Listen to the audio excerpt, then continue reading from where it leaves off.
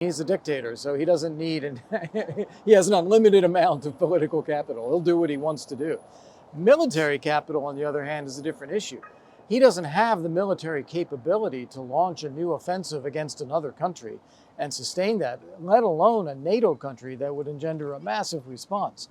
So he's probing, he's testing, he's trying to back us off.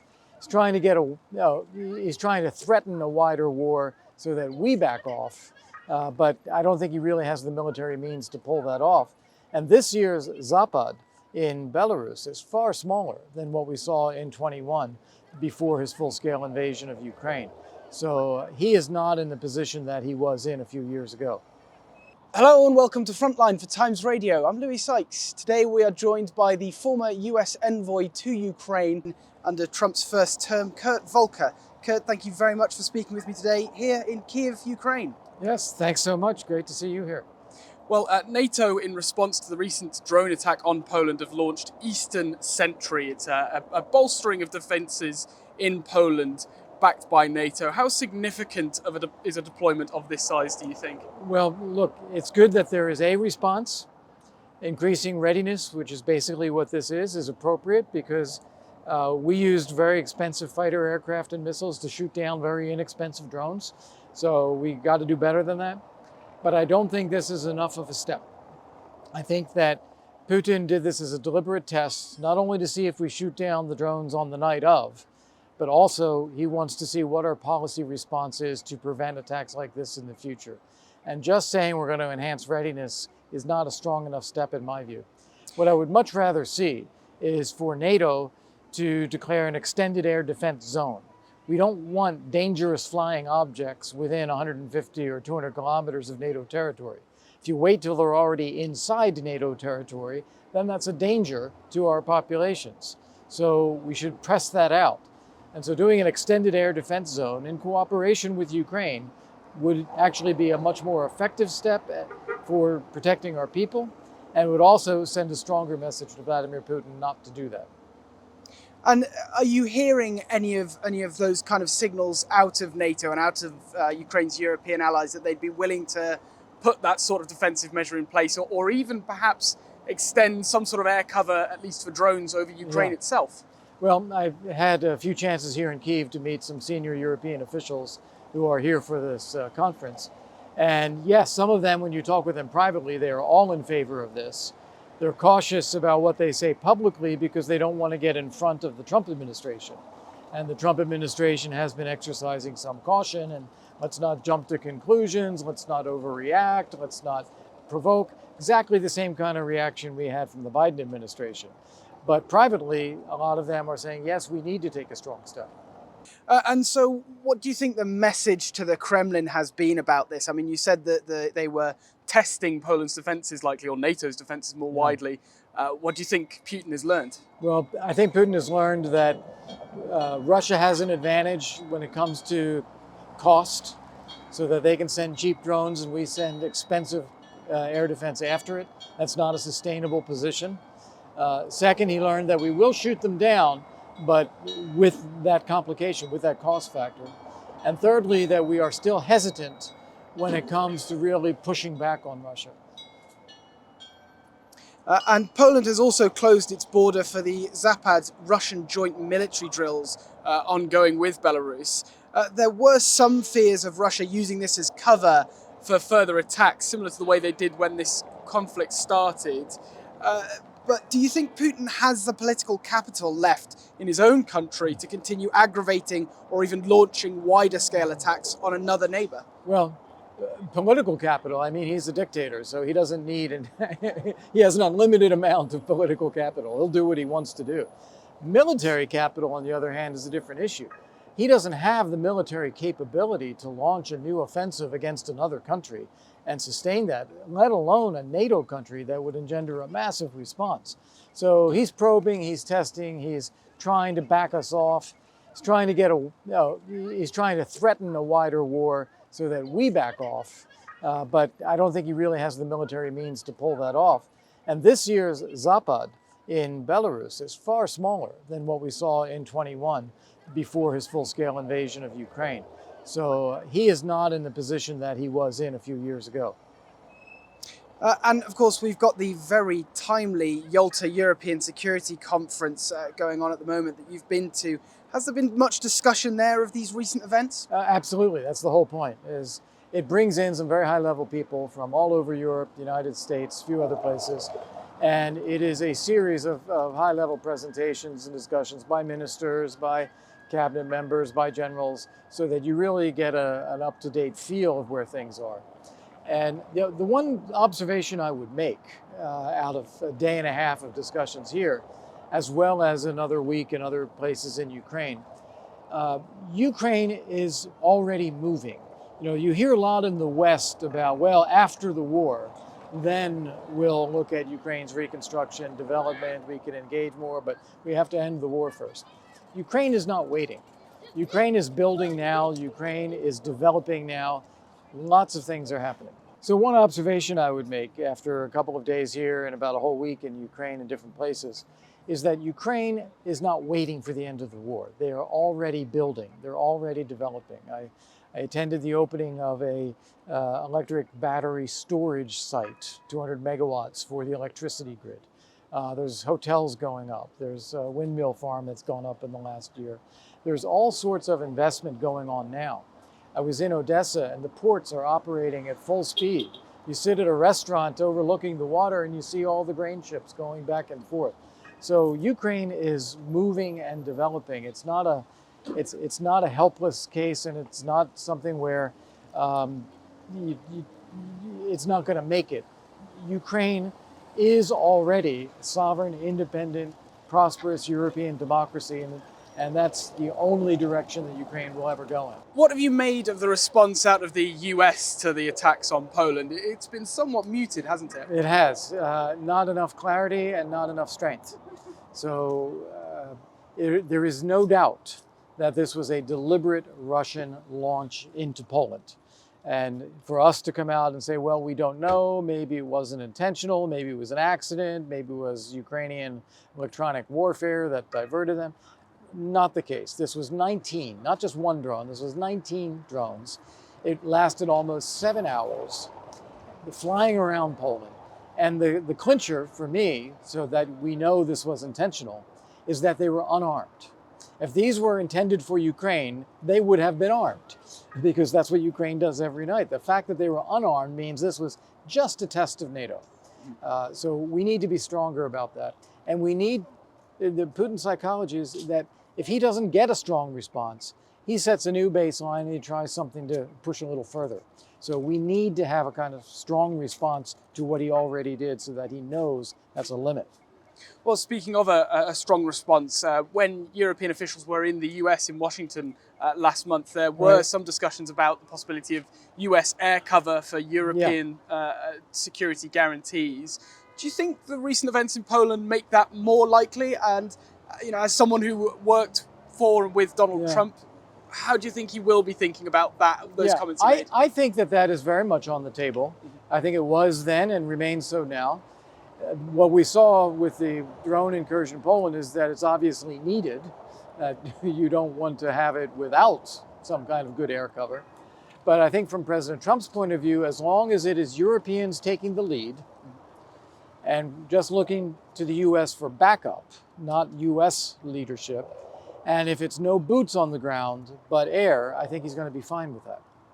Why do you think Europe is so hesitant to follow the example of Donald Trump and put tariffs on third parties in this conflict, like India, that are buying Russian oil? Frankly, tariffs are not the right instrument. Tariffs apply to the entire country, and they don't touch Russia, oil and gas at all unless the country gives in and says, okay, we'll stop buying Russian oil and gas.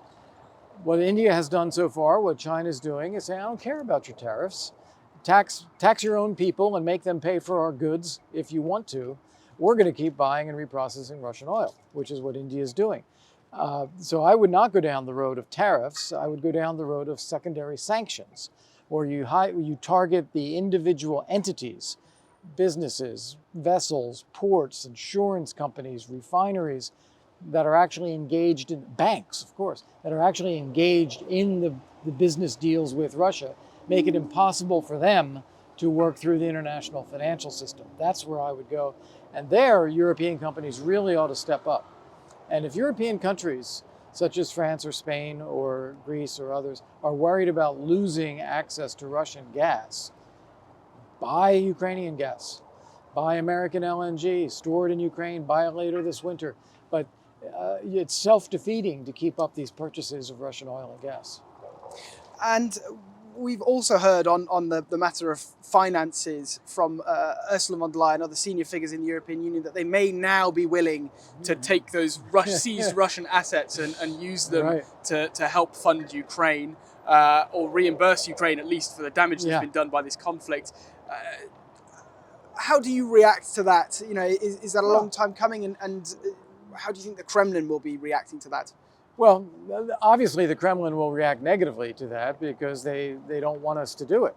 But they can't do anything about it if we do it. So we should get on with it. It is long overdue, something we should have done. I understand now the mechanism that people are talking about is giving Ukraine a reparations loan, which would be paid back by these funds when reparations are kick into gear at the end of the war. So it's a reparations loan against these assets. Well, if that's what's needed, great, let's do that. But I would rather see a clean seizure of these because it sends a stronger message that what Putin has done in terms of war crimes, both aggression and then abduction of children and targeting of civilians, that is unacceptable. I'd rather see that strong message and just seize the funds. But if this is what's needed, a reparation loan, fine, let's get on with it. And Ukraine is continuing with its own form of sanctions, if you will, that being long-range strikes into Russia. Primorsk oil port has been struck overnight. It's one of the major export routes for Russian oil. How worried do you think Putin should be about the impact this is starting to have on the Russian oil industry? Well, I hope that Putin is sitting there happy and complacent and getting briefings from his generals that everything's okay while the Ukrainians take all this stuff out. And you think those should continue because there are still some voices in the West who are concerned about how far into Russia the Ukrainians should be striking and aggravating somehow an even more aggressive response from Russia. We keep turning this war on its head. People are worried about Ukraine hitting into Russia. They should be worried about Russia invading and occupying Ukraine. And Ukraine would not be striking Russia anywhere if Russia was not attacking Ukraine. So this fear about Ukraine fighting back is completely misplaced.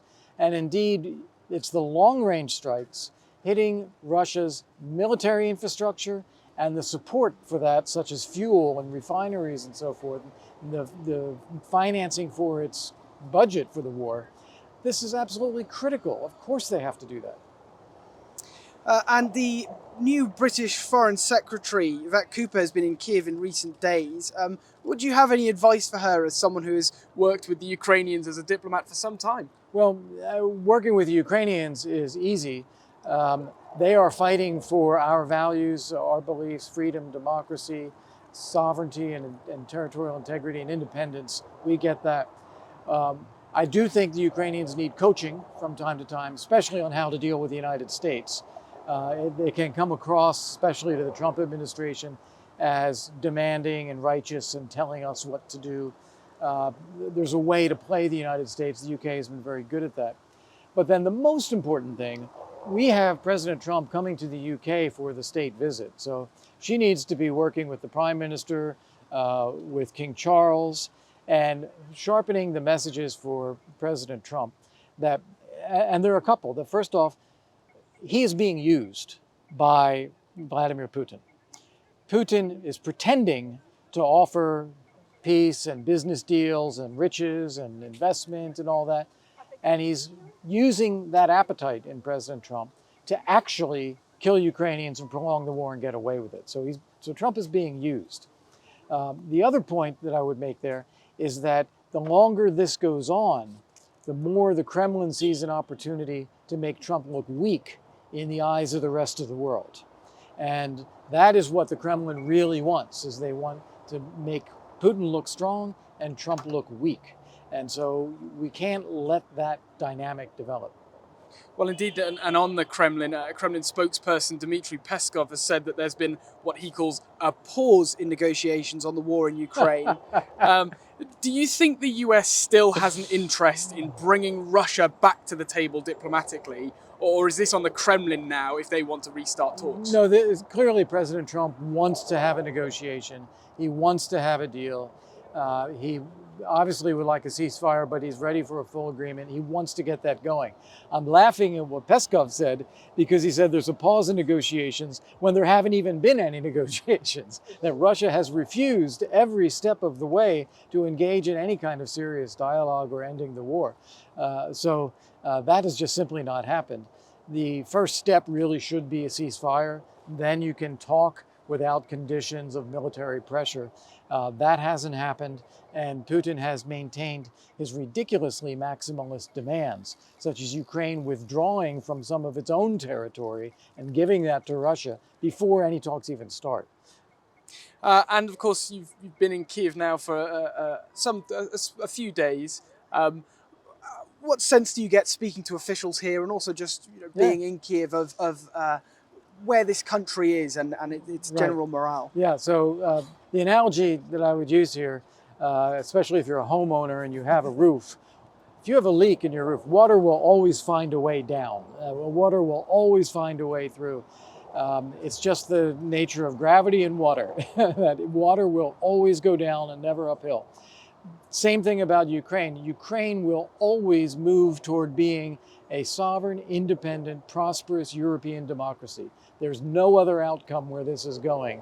And when you're here, you feel that. You see the people, you see the dynamism, the economy, the energy, the buildings, the innovation, the resilience. It is really incredible. So you know that's where this is going. The question is, can we make it easier for them, or do we drag this out? And where do you think that leaves Russia's own objective then of suppressing all of that, of stopping Ukraine from moving in that direction? This has, in some ways, I think this has morphed from Putin believing that he can achieve his objective of rebuilding the Russian Empire to now one of him needing to continue to the war to justify all of the costs he's imposed on Russia.